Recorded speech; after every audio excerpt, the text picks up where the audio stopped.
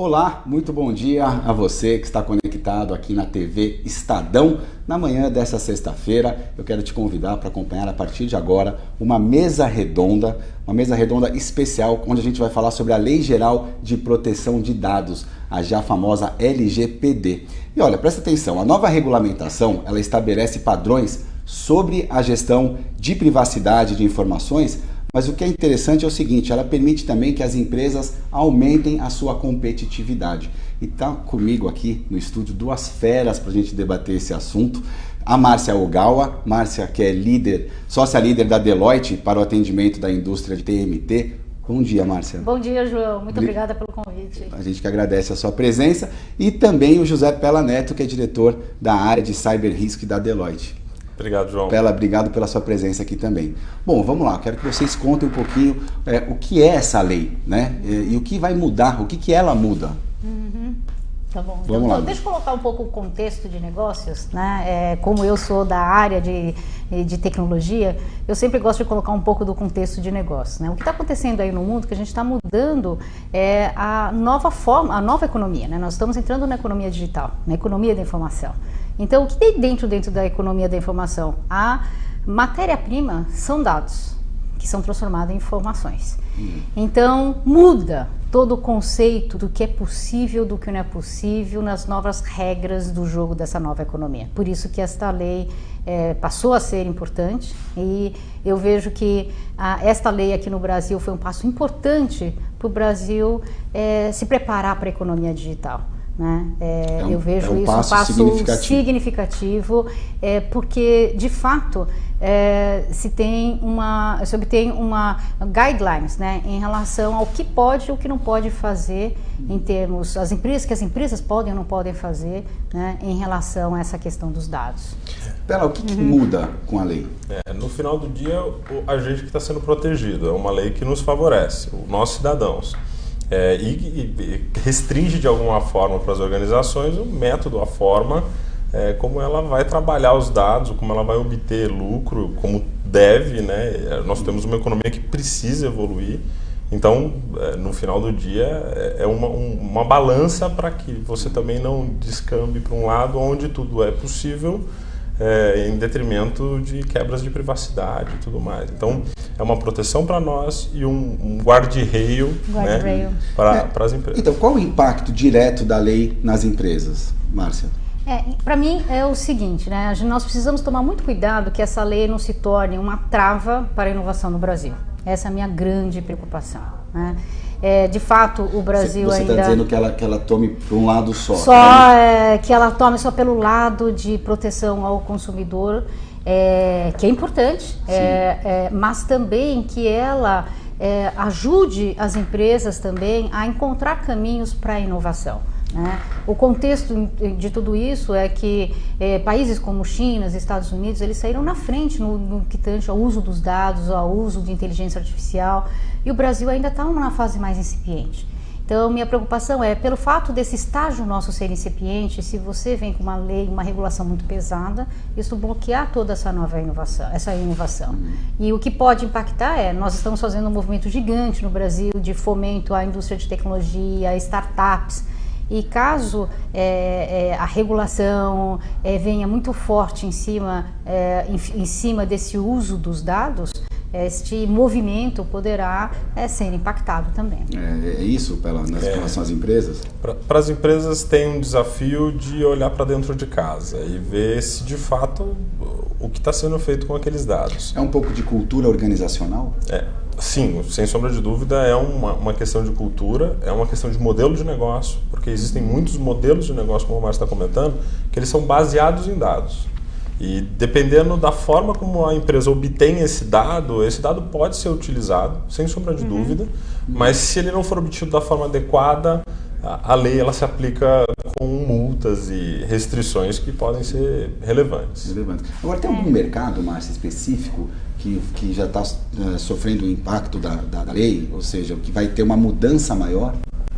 Na verdade, eu vejo sempre o lado de como a gente consegue aproveitar a lei e desenvolvimento da nossa economia, né, no uso do dado. Olhando sobre essa ótica de oportunidades, Logicamente, no Brasil, o setor financeiro é o primeiro, eu diria, mais desenvolvido no uso do dado, né? No Brasil, sem sombra de dúvida, os bancos, as seguradoras, as empresas de cartão de crédito, elas saíram na frente até mesmo pela sua estrutura. Já seus processos exigem muito o uso do dado, né? Mas os bancos brasileiros também são muito reconhecidos por ter essa capacidade de tecnologia. Capacidade de tecnologia. Então, nós precisamos fazer agora um esforço gigante para que outras empresas também, sobretudo a manufatura, a indústria, também venha a incorporar essa tecnologia em seus produtos, em seus ativos, de tal sorte que elas também consigam utilizar dados como matéria-prima. E, de fato, elas consigam criar produtos digitais, né? Então, um pouco complementando a pergunta para o Pella em relação a se é mudança organizacional, sim, é mudança organizacional, mas também eu gostaria muito de enfatizar a questão da ética, né? Então, existe um lado que é o lado da enforcement de uma lei, né? Mas eu acho importante que o Brasil também parta por uma ação que é divulgação do uso da ética, a ética como uso do dado, né? Como uma referência. Como uma referência. Agora, né? Teve uma mudança no marco civil da internet. Sim. A gente pode considerar isso daí. Sim, extremamente relevante e importante, né? Na época em que foi concebido, ainda as mídias sociais, essa ciência dos dados não estava tão desenvolvida, então essa mudança é muito benéfica para que o Brasil trilhe nessa economia digital. Agora, a lei, ela tem a regulamentação tem um modelo europeu. A gente está seguindo o modelo europeu. Isso é positivo? Na verdade, esse era o melhor caminho? Se era o melhor caminho, a gente não consegue avaliar ainda porque depende de uma regulamentação, depende de alguns passos para que a lei entre em vigor e como ela vai ser aplicada por todo o ecossistema de legisladores e autoridades e as próprias organizações. Tem um tempo dela ser absorvida aí. Sim, então, sim. A própria lei ela tem uma vacatio legis de 18 meses, né? É a lei que teve o maior tempo até entrar em vigor até hoje na história do Brasil. Então, entende-se que essa é uma lei diferente, é uma lei geral, que vai sobrepor muitas outras leis sobre a utilização do dado, né? Então, quando a Márcia fala do lado positivo, é fundamental utilizar o lado positivo até mesmo para tratar o lado negativo da lei. Se a gente estiver falando de dados e de clientes, acho que não tem nada mais importante hoje em dia para uma organização, ou seja, é o principal da organização. Então, quem conseguir, as empresas que conseguirem vender a privacidade, venderem um aspecto do zelo pela privacidade dos seus clientes, dos cidadãos da sociedade, né, como um valor para o mercado, não tenho dúvida que sairá na frente. Já existem pesquisas que falam que essas empresas têm uma tendência a terem receitas maiores do que quem não atende essa lei. Isso tomando como base a própria União Europeia. Márcia, o modelo europeu, né? Acho que esse realmente de fato era o mais apropriado para ser seguido? Eu costumo falar o seguinte, né? Cada país, ou seja, o Brasil tem necessidades distintas dos Estados Unidos, da Europa ou da China. Será que chegou aquele momento, Márcia, de fato a gente, de alguma forma, enquadrar e moldar dentro da nossa realidade, Brasil, é isso? Sim, essa é a minha preocupação, porque de fato na Europa a lei faz muito sentido, até mesmo porque é uma reação em relação ao desenvolvimento da própria indústria, né, de tecnologia e telecomunicações da Europa. No Brasil, eu acho ainda que nós temos muito ainda a criar no Brasil, temos ainda uma indústria nascente ainda de tecnologia, é uma indústria ainda que ela precisa ser consolidada. A nossa indústria e manufatura precisa incorporar novas tecnologias, então sempre o olhar diferenciado do nosso mercado é muito importante neste momento, né? São situações distintas. Por exemplo, no caso dos Estados Unidos, que ele já tem muito avançado a questão de inteligência artificial, o uso dos dados, né? Então é uma situação diferente da nossa. Nós ainda tem que adaptar de alguma forma a nossa realidade. Agora, o uso indevido das informações, né? Esse uso indevido ele vinha acontecendo com muita frequência no Brasil? O indevido está sendo definido agora, né? A lei está falando o que pode e o que não pode. Existe sim um caminho que é muito trilhado em diversos países das Américas e que o Brasil também se utilizava, como em outros lugares do mundo. Seja pelo enriquecimento de bases de dados, pelo compartilhamento de informações entre empresas com o objetivo de capturar novos negócios e prospectar novos clientes, o que pode se entender como legítimo pelas empresas, né? Só que isso hoje a lei coloca como uma barreira, como a necessidade de o cliente fornecer o consentimento. A gente entra na gestão do consentimento, que é o fiel da balança, ou seja, se você como empresa falar para o teu cliente que aquele dado que ele está te fornecendo, ele pode ser explorado comercialmente para campanhas, e você aceitar, porque você entende que o trade-off entre fornecer aqueles dados e consumir um serviço parece adequado, certamente aquele dado pode ser explorado. A empresa precisa só cuidar disso. Então, quais são as informações mais utilizadas? Né? O que se usa mais dessas informações, para a gente dar um exemplo aqui para quem está nos acompanhando? Hoje em dia os dados pessoais, né, os dados que identificam ou são capazes de identificar uma pessoa, né, são os principais dados. Só que hoje esses dados eles não são somente obtidos pelo você preenchendo um formulário na internet.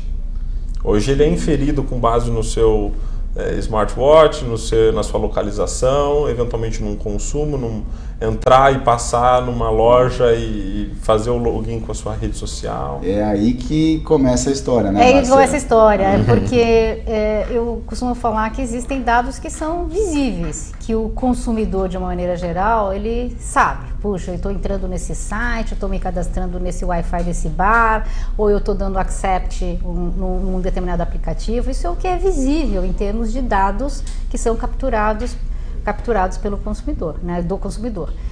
No entanto, quando o IoT começar a entrar aí na sua plenitude, os dados poderão ser coletados através dos objetos, né? Então, suponha que nós tenhamos aqui um beacon que está num automóvel, né?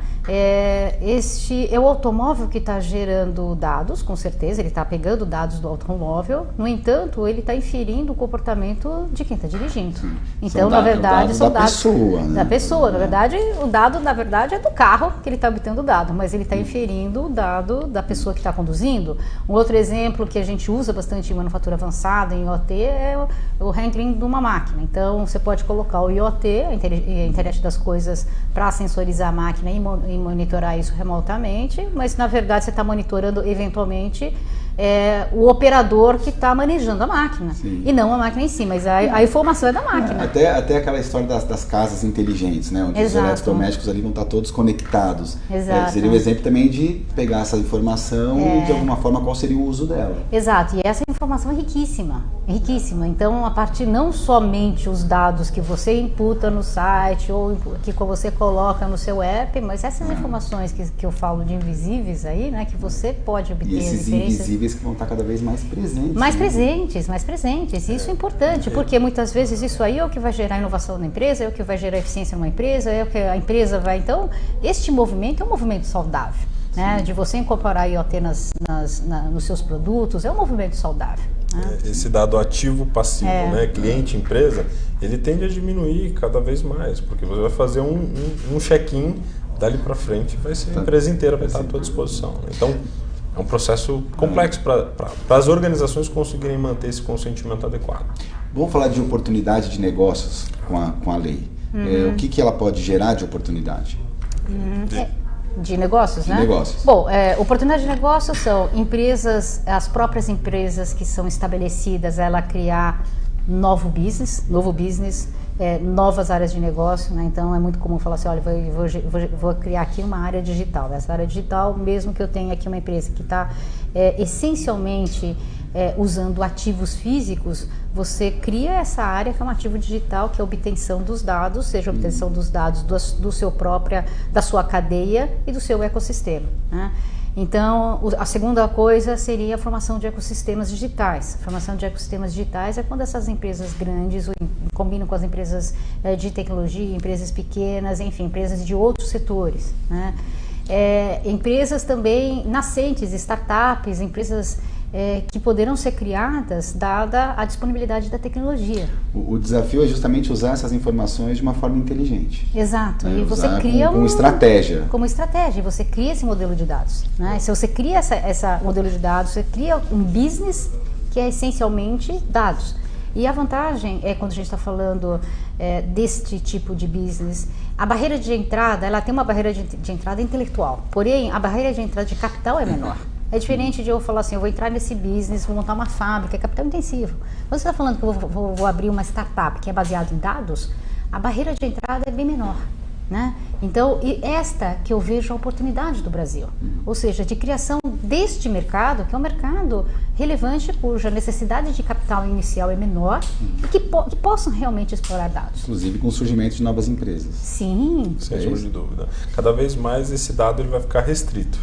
A ideia é que as empresas não queiram comprar riscos sem necessidade. Ou seja, para que eu vou ter esse número de dados dentro da minha organização que eu não tenho consentimento para ter? Então eu não vou querer ter.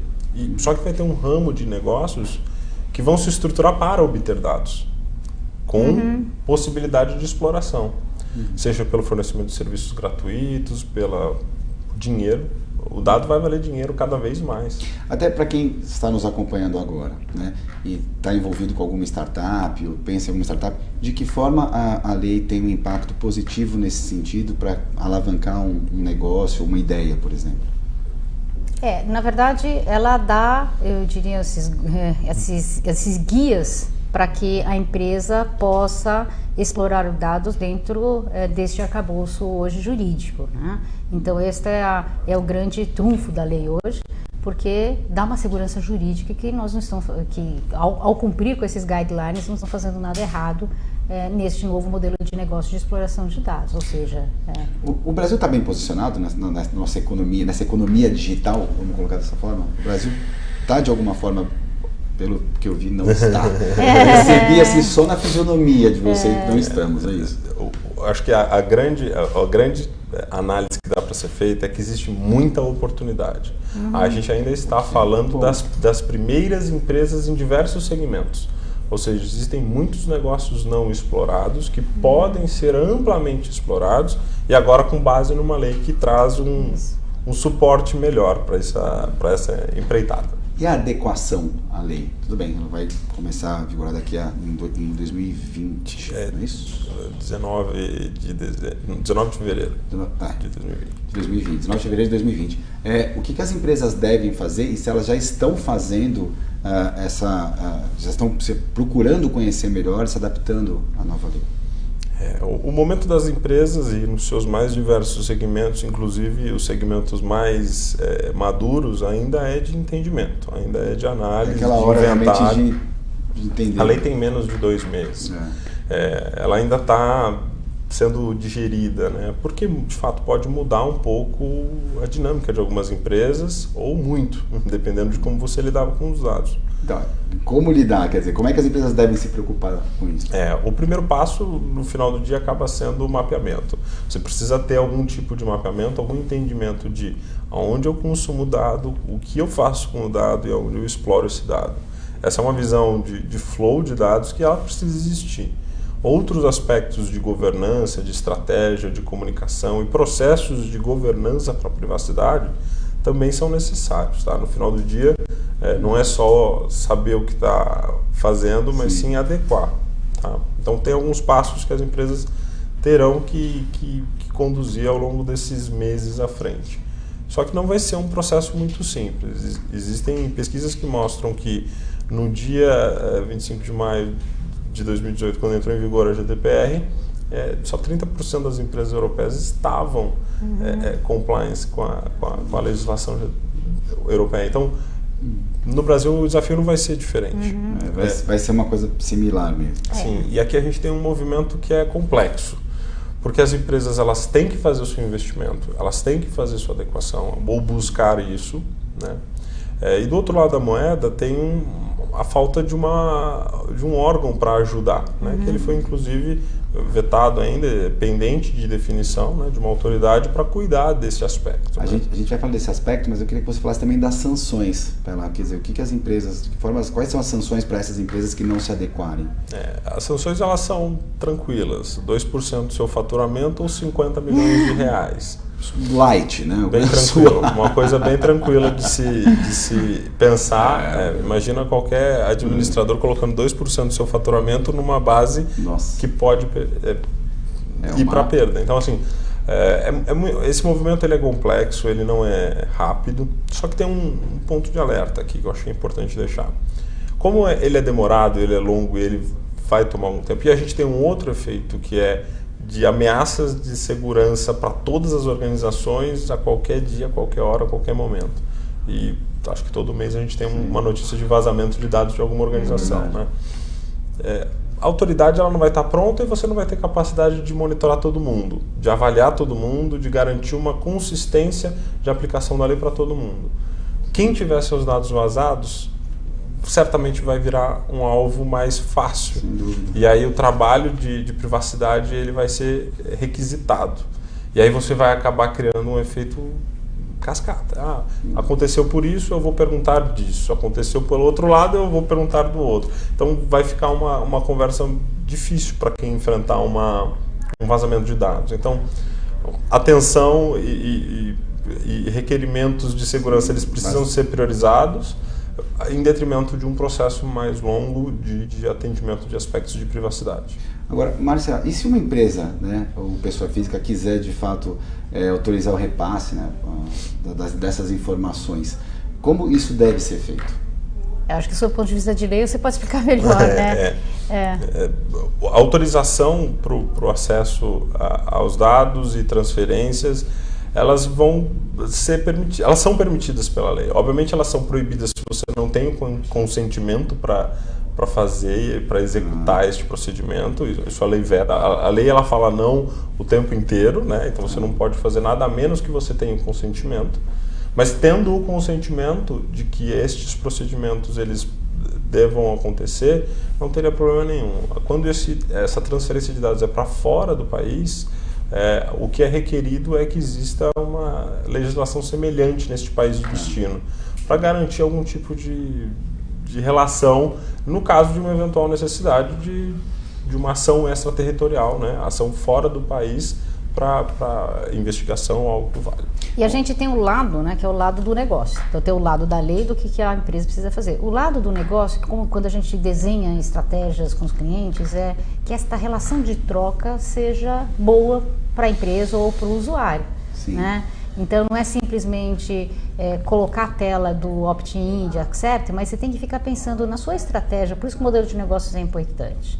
Tá? Porque muitas vezes para o consumidor, naquele momento, pela troca ser válida, tá? Ele vai consentir. Tá? Então vamos aqui o exemplo lá, se eu conseguir ter desconto ou um plano mais barato em troca do dado, tem gente que vai optar por, eu vou trocar o dado por obter este benefício. Ou obter o benefício por um desconto, obter o benefício porque eu vou ganhar mais informação. Então essa é a estratégia. Então tem um lado que é um lado de estratégia, né, que é muito importante para que efetivamente exista essa troca, né, e o lado da regulação. E as empresas tentando entender justamente essa regulação para poder ter uma abordagem mais próxima do seu cliente, do seu consumidor e trabalhar justamente com essas informações, né, saber a melhor maneira de trabalhar com essas informações, com esses dados, de uma forma mais assertiva. Que tem o give back para o consumidor. Que a gente já entra na história também da internet das coisas, mais uma vez, para entender como essas informações vão circular e o uso mais adequado delas. A empresa que entender que privacidade pode ser um fator de aumento de confiança com o seu cliente e de ganho de clientes, sem sombra de dúvida vai se posicionar melhor frente a esse desafio. Aquela empresa que só pensar de, poxa, eu vou ter que gastar 2, 3, 4 milhões para buscar uma adequação a uma legislação porque eu tenho que mudar meu processo, vou perder dinheiro aqui. Se você olhar só o lado negativo, e esse é o ponto que a Márcia acho que bate desde o dia número 1, certamente vai ser uma lei muito ruim.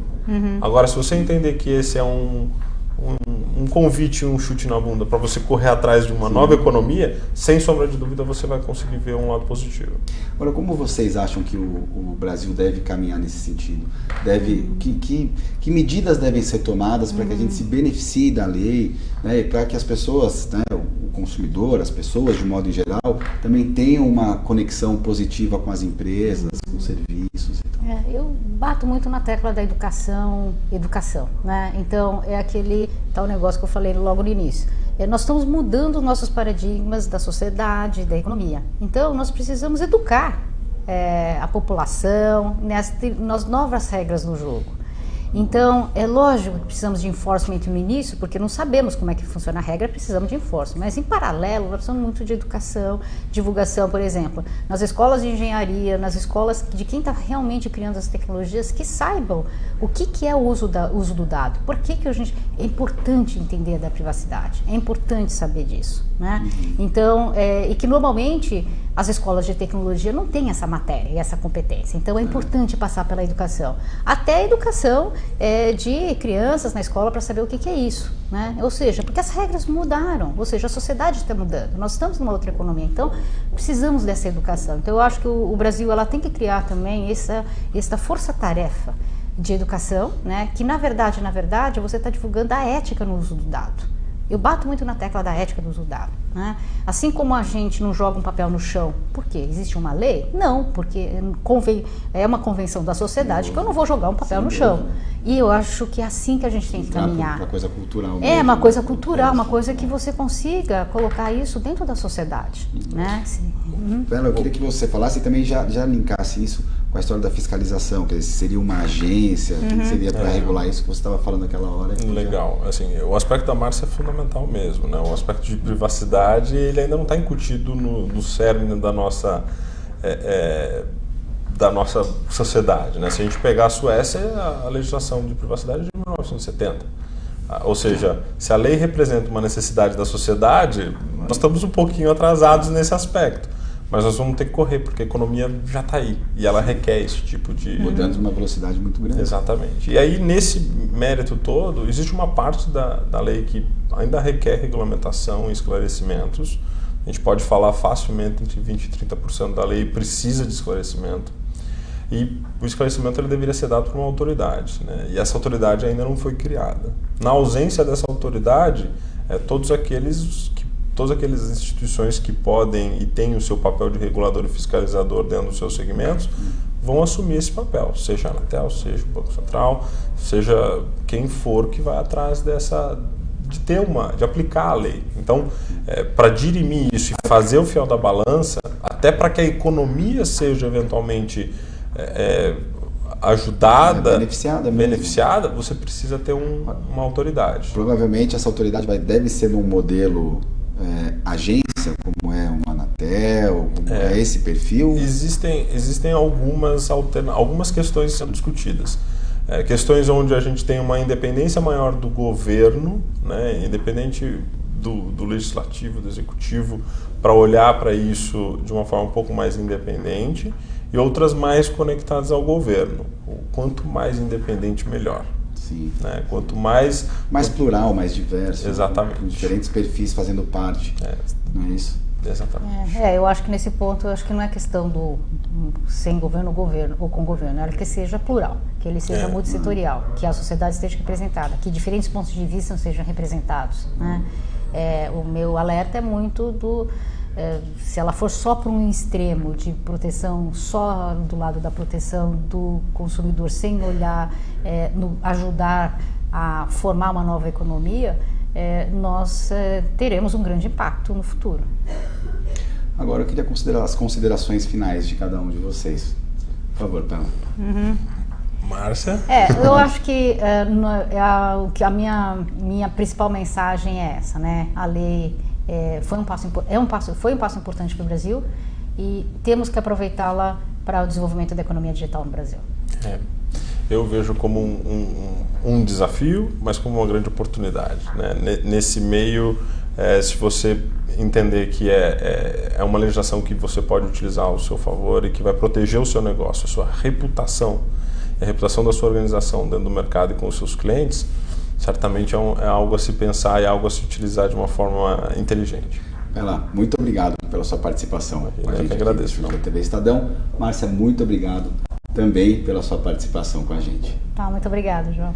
E obrigado a você, internauta, que esteve conosco durante essa meia hora na nossa mesa redonda. Um ótimo final de semana e até a próxima mesa redonda aqui na sua TV Estadão. Tchau.